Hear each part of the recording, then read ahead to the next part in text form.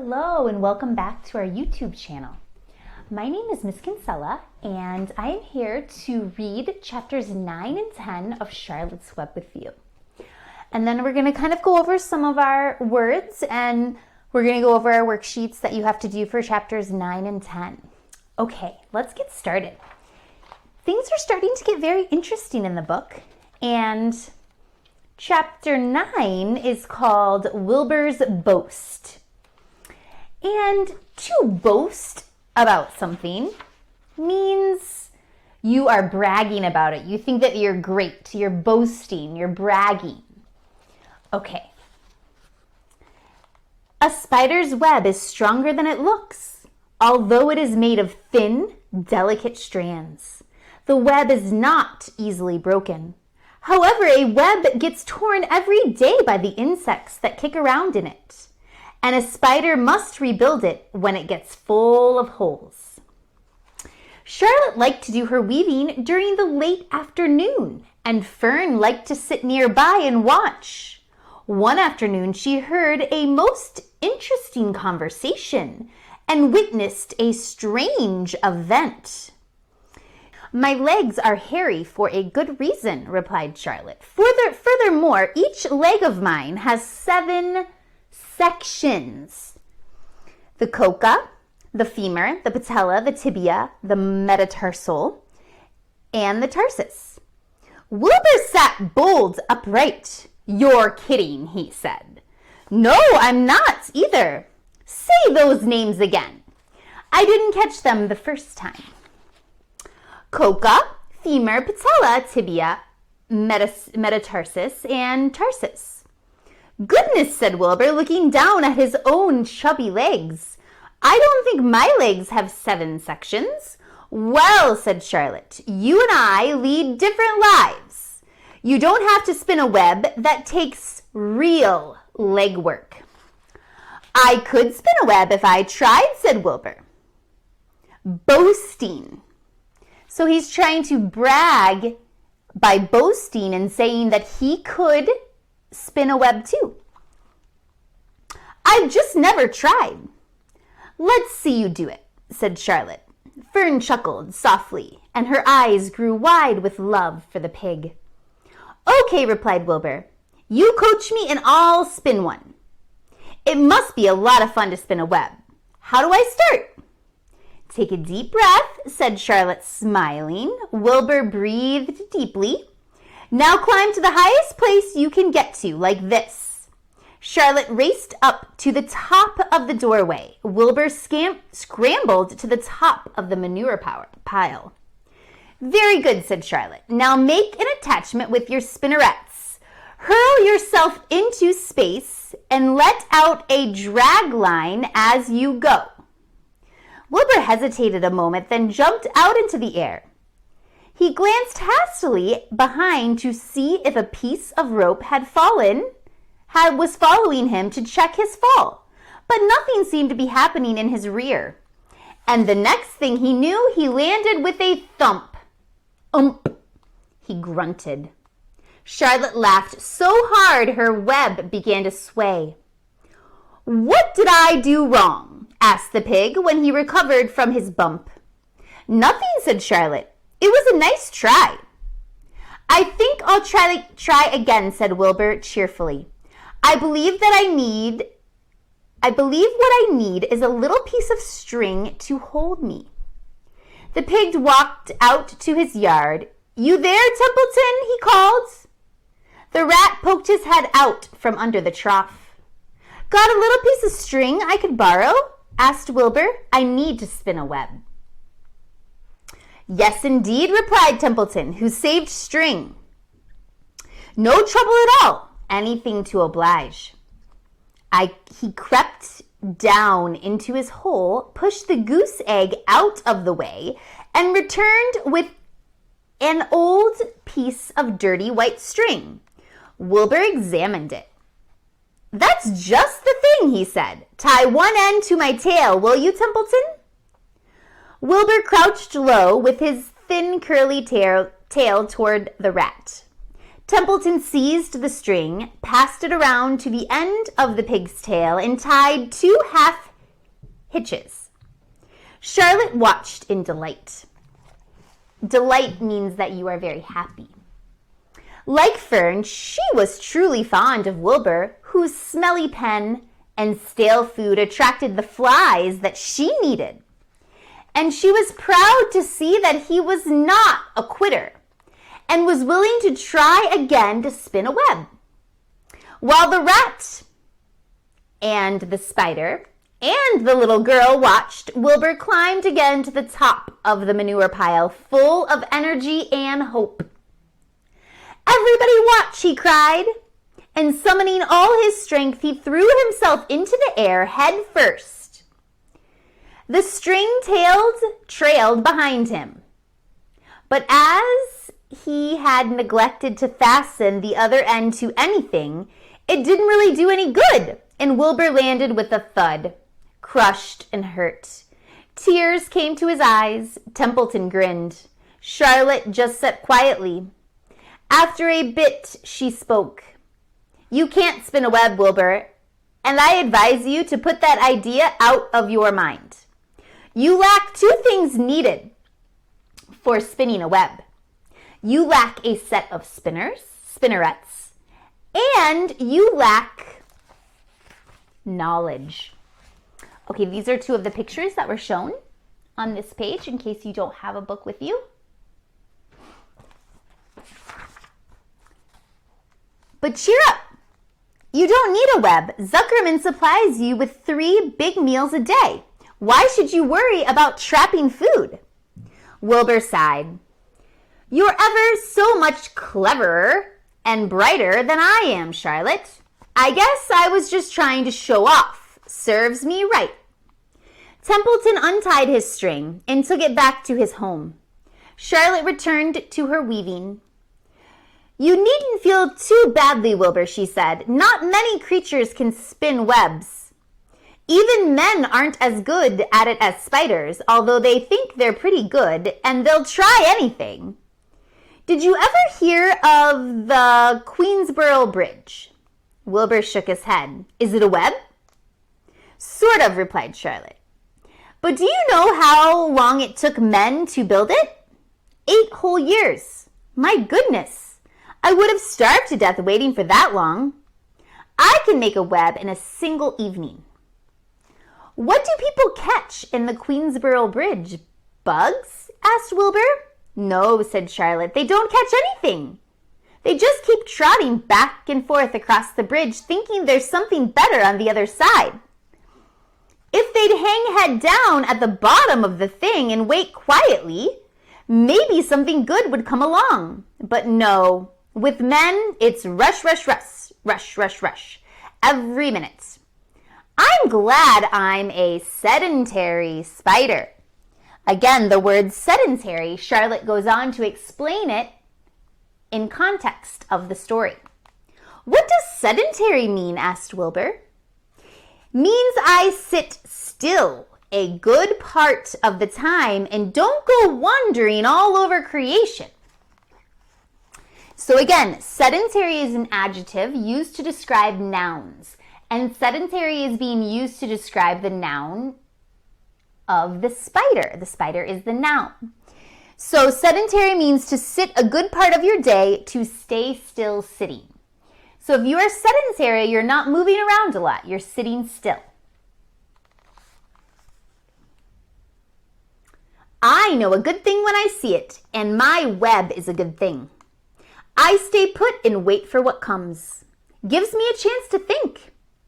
"Well, I'm sort of sedentary myself, I guess," said the pig. "I have to hang around here whether I want to or not. You know where I'd really like to be this evening?" "Where?" "In a forest. Looking for beech nuts and truffles and roots, pushing leaves aside with my wonderful strong nose, searching and sniffing along the ground, smelling, smelling, smelling."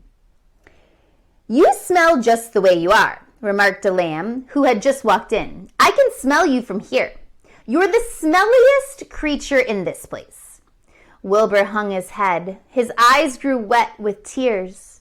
Charlotte noticed his embarrassment and she spoke sharply to the lamb. "Let Wilbur alone," she said. "He has a perfect right to smell considering his surroundings.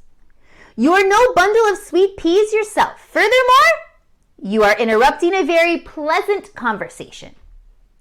"What were we talking about, Wilbur, when we were so rudely interrupted?" "Oh, I don't remember," said Wilbur. "It doesn't make any difference. Let's not talk any more for a while, Charlotte. I'm getting sleepy. You go ahead and finish fixing your web, and I'll just lie here and watch you. It's a lovely evening." Wilbur stretched out on his side. Twilight settled over Zuckerman's barn, and a feeling of peace. Fern knew it was almost supper time, but she couldn't bear to leave. Swallows passed on silent wings in and out of the doorways, bringing food to their young ones. From across the road, a bird sang. Lurvy sat down under an apple tree and lit his pipe. The animals sniffed the familiar smell of strong tobacco. Wilbur heard the thrill of the tree toad and the occasional slamming of the kitchen door. All of these sounds made him feel comfortable and happy, for he loved life and he loved to be a part of the world on a summer evening. But as he lay there, he remembered what the old sheep had told him. The thought of death came to him, and he began to tremble with fear. "Charlotte," he said softly. "Yes, Wilbur?" "I don't want to die." "Of course you don't," said Charlotte in a comforting voice. "I just love it here in the barn," said Wilbur. "I love everything about this place." "Of course you do," said Charlotte. "We all do." The goose appeared, followed by her 7 goslings. They thrust their little necks out and kept up a musical whistling, like a tiny troop of pipers. Wilbur listened to the sound with love in his heart. "Charlotte," he said. "Yes," said the spider. "Were you serious when you promised you would keep them from killing me?" "I was never more serious in my life, and I am not going to let you die, Wilbur." "How are you going to save me?" asked Wilbur, whose curiosity was very strong on this point. "Well," said Charlotte vaguely, "I don't really know, but I'm working on a plan." "That's wonderful," said Wilbur. "How is the plan coming, Charlotte? Have you got very far with it? Is it coming along pretty well?" Wilbur was trembling. It means he was shaking. But Charlotte was cool and collected. "Oh, it's coming all right," she said lightly. "The plan is still in the early stages and hasn't completely shaped up yet, but I'm working on it." "When do you work on it?" begged Wilbur. "When I'm hanging head down at the top of my web. That's when I do my thinking, because all of the blood is in my head." "I'd be only too glad to help in any way I can." "Oh, I'll work it out alone," said Charlotte. "I can think better if I think alone." "All right," said Wilbur, "but don't fail to let me know if there's anything I can do to help, no matter how slight." "Well," replied Charlotte, "you must try to build yourself up. I want you to get plenty of sleep and stop worrying. Never hurry and never worry. Chew your food thoroughly and eat every bite of it, except you must leave just enough for Templeton. Gain weight and stay well. That's the way you can help. Keep fit and don't lose your nerve. Do you think you understand?" "Yes, I understand," said Wilbur. "Go along to bed then," said Charlotte. "Sleep is important." Wilbur trotted over to the darkest corner of his pen and threw himself down. He closed his eyes. In another minute, he spoke. "Charlotte," he said. "Yes, Wilbur?" "May I go out to my trough to see if I left any of my supper? I think I left just a tiny bit of mashed potato." "Very well," said Charlotte, "but I want you in bed again without delay." Wilbur started to race out to his yard. "Slowly, slowly," said Charlotte. "Never hurry and never worry." Wilbur checked himself and crept slowly to his trough. He found a bit of potato, chewed it carefully, swallowed it, and walked back to bed. He closed his eyes and was silent for a while. "Charlotte," he said in a whisper. "Yes?" May I get a drink of milk? I think there are a few drops of milk left in my trough. No, the trough is dry and I want you to go to sleep. No more talking. Close your eyes and go to sleep. Wilbur shut his eyes. Fern got up from her stool and started for home. Her mind was full of everything she had seen and heard. Good night, Charlotte, said Wilbur. Good night, Wilbur. There was a pause. Good night, Charlotte. Good night, Wilbur. Good night. Good night. Okay, that is the end of chapter 9. And then we'll be going on to chapter 10.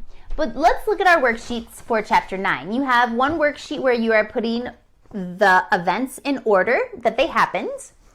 So the first event that happened was Wilbur wanted to spin a web like Charlotte. So you would cut and glue or type in the first thing. The next thing that happened was that Wilbur jumped off of his manure pile. Then the third thing that happened was that Templeton tried to tie a string onto Wilbur's tail. And the last thing that happened was that Wilbur jumped again with the string. But it didn't help and he still fell. Okay. The other worksheet that you have for chapter 9 has some boxes and then some other spaces. And the first thing says, Charlotte is a sedentary spider. What does this mean? So you would write down what sedentary means. That it means to sit a good part of your day and to stay sitting still. Right now, Miss Kinsella is sedentary. I am sitting. I am not moving around. So then it asks you if you can list some other animals that are also sedentary. So some animals that do spend a lot of their time sitting or laying are koala bears. They have to sleep a lot of time during the day in order to help digest their food. We know that brown bears and polar bears hibernate. So that means that they kind of stay still for a period of time. Those are just 3 animals that I came up with.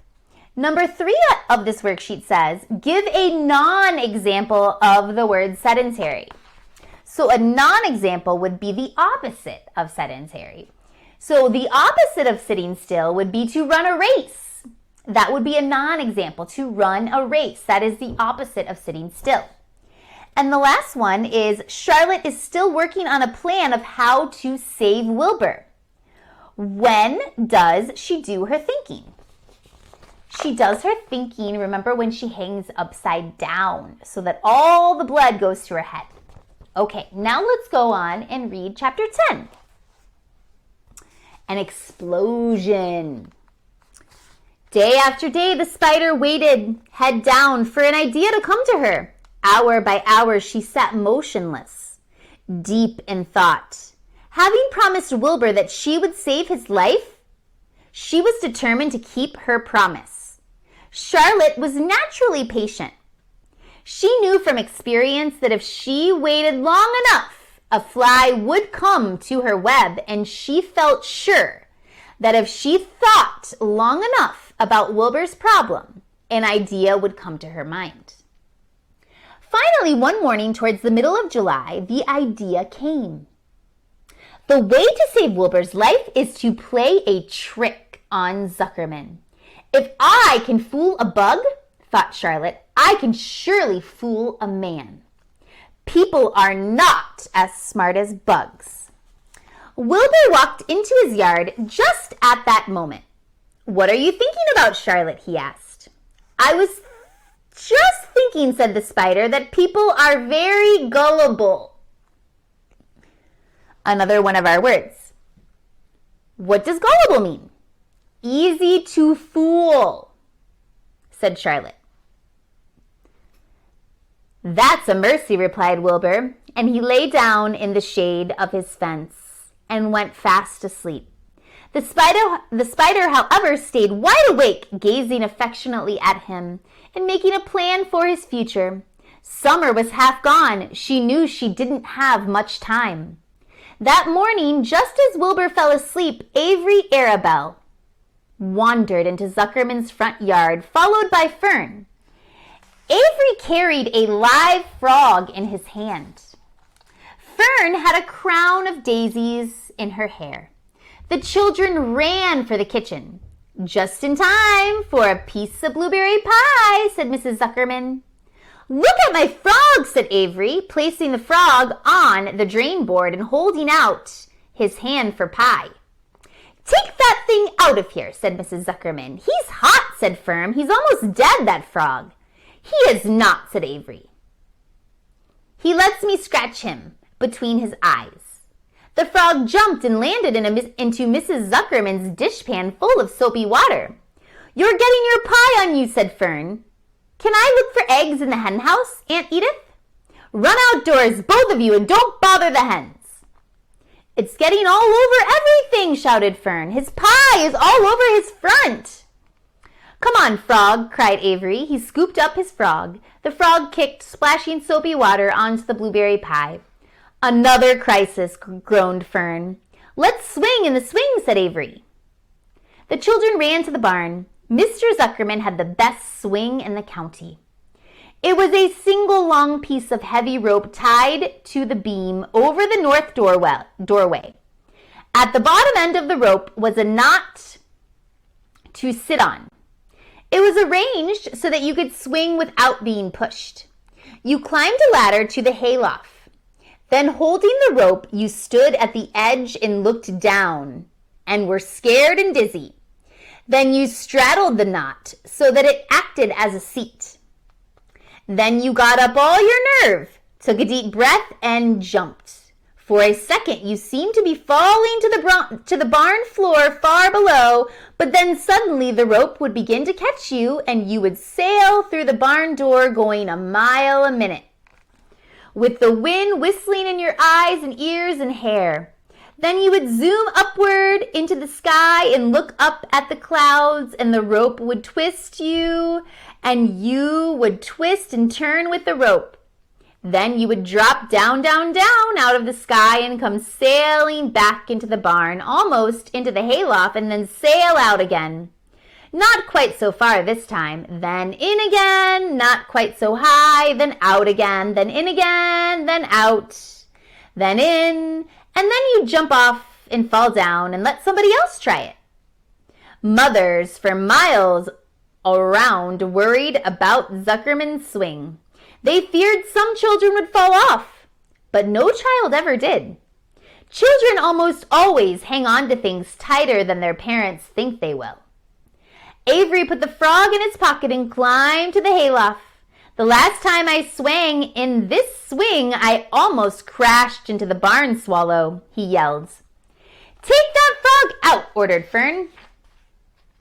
Avery straddled the rope and jumped. He sailed out through the door, frog and all, and into the sky, frog and all. Then he sailed back into the barn. "Your tongue is purple," screamed Fern. "So is yours," cried Avery, sailing out again with the frog. "I have hay inside my dress. It itches," called Fern. "Scratch it," yelled Avery as he sailed back. "It's my turn," said Fern. "Jump off." "Fern's got the itch," sang Avery. When he jumped off, he threw the swing up to his sister. She shut her eyes tight and jumped. She felt the dizzy drop, then the supporting lift of the swing. When she opened her eyes, she was looking up into the blue sky and was about to fly back through the door. They took turns for an hour. When the children grew tired of swinging, they went down towards the pasture and picked wild raspberries and ate them. Their tongues turned purple and red. Fern bit into a raspberry that had a bad-tasting bug inside of it and got discouraged. Avery found an empty candy box and put his frog in it. The frog seemed tired after his morning in the swing. The children walked slowly up toward the barn. They too were tired and hardly had enough energy to walk. "Let's build a tree house," suggested Avery. "I want to live in a tree with my frog." "I'm going to visit Wilbur," Fern announced. They climbed the fence into the lane and walked lazily toward the pig pen. Wilbur heard them coming and got up. Avery noticed the spider web, and coming closer, he saw Charlotte. "Hey, look at that big spider," he said. "It's tremendous." "Leave it alone," commanded Fern. "You've got a frog. Isn't that enough?" "That's a fine spider, and I'm going to capture it," said Avery. He took the cover off the candy box. Then he picked up a stick. "I'm going to knock that old spider into this box," he said. Wilbur's heart almost stopped when he saw what was going on. This might be the end of Charlotte if the boy succeeds in catching her. "You stop it, Avery," cried Fern. Avery put one leg over the fence of the pig pen. He was just about to raise his stick to hit Charlotte when he lost his balance. He swayed and toppled and landed on the edge of Wilbur's trough. The trough tipped up and then came down with a slap. The goose egg was right underneath. There was a dull explosion as the egg broke, and then a horrible smell. Ferns screamed. Avery jumped to his feet. The air was filled with the terrible gases and smells from the rotten egg. Templeton, who had been resting in his home, scuttled away into the barn. "Good night," screamed Avery. "Good night. What a stink. Let's get out of here." Fern was crying. She held her nose and ran towards the house. Avery ran after her, holding his nose. Charlotte felt greatly relieved to see him go. It had been a narrow escape. Later on that morning, the animals came up from the pasture, the sheep, the lambs, the gander, the goose, and 7 goslings. There were many complaints about the awful smell. And Wilbur had to tell the story over and over of how the Arabelle boy had tried to capture Charlotte and how the smell of the broken egg drove him away just in time. "It was that rotten goose egg that saved Charlotte's life," said Wilbur. The goose was proud of her share in the adventure. "I'm delighted that the egg never hatched," she gabbled. Templeton, of course, was miserable over the loss of his beloved egg. But he couldn't resist boasting. "It pays to save things," he said in his surly voice. "A rat never knows when something is going to come in handy. I never throw anything away." "Well," said one of the lambs, "this whole business is all well and good for Charlotte, but what about the rest of us? The smell is unbearable. Who wants to live in a barn that is perfumed with rotten egg?" "Don't worry, you'll get used to it," said Templeton. He sat up and pulled wisely on his long whiskers, then crept away to pay a visit to the dump. When Lurvy showed up at lunchtime carrying a pail of food for Wilbur, he stopped a few paces from the pig pen. He sniffed the air and made a face. "What in the thunder?" he said. Setting the pail down, he picked up a stick that Avery had dropped and pried the trough open. "Rats," he said. "Phew, I might have known a rat would make a nest under a trough. How I hate a rat!" And Lurvy dragged Wilbur's trough across the yard and kicked some dirt into the rat's nest, burying the broken egg and all of Templeton's other possessions. Then he picked up the pail. Wilbur stood in the trough, drooling with hunger. Lurvy poured. The slops ran creamily down around the pig's eyes and ears. Wilbur grunted. He gulped and sucked and gulped, making swishing and swooshing noises, anxious to get everything at once. It was a delicious meal. Skim milk, wheat middlings, leftover pancake, half a donut, a rind of a summer squash, 2 pieces of stale toast, a third of a ginger snap, a fish tail, 1 orange peel, several noodles from a noodle soup, the scum off a cup of cocoa, an ancient jelly roll, a strip of paper from the lining of the garbage pail, and a spoonful of raspberry jello. Wilbur ate heartily. He planned to leave half a noodle and a few drops of milk for Templeton. Then he remembered that the rat had been useful in saving Charlotte's life, and that Charlotte was trying to save his life, so he left a whole noodle instead of a half. Now that the broken egg was buried, the air cleared and the barn smelled good again. The afternoon passed, the evening came, shadows lengthened, the cool and kindly breath of evening entered through the doors and windows. Astride her web, Charlotte sat moodily eating a horsefly and thinking about the future. After a while, she bestirred herself. She descended to the center of the web, and there she began to cut some of her lines. She worked slowly but steadily while the other creatures drowsed. None of the others, not even the goose, noticed that she was at work. Deep in his soft bed, Wilbur snoozed. Over in their favorite corner, the goslings whistled a night song. Charlotte tore quite a section out of her web, leaving an open space in the middle. Then she started weaving something to take the place of the threads she had removed. When Templeton got back from the dump around midnight, the spider was still at work. I wonder what she's working on. Okay, let's look at our worksheets for chapter 10. It says, Charlotte says people are very gullible. What does this mean? All right, so if you are gullible, it's an adjective, describing word.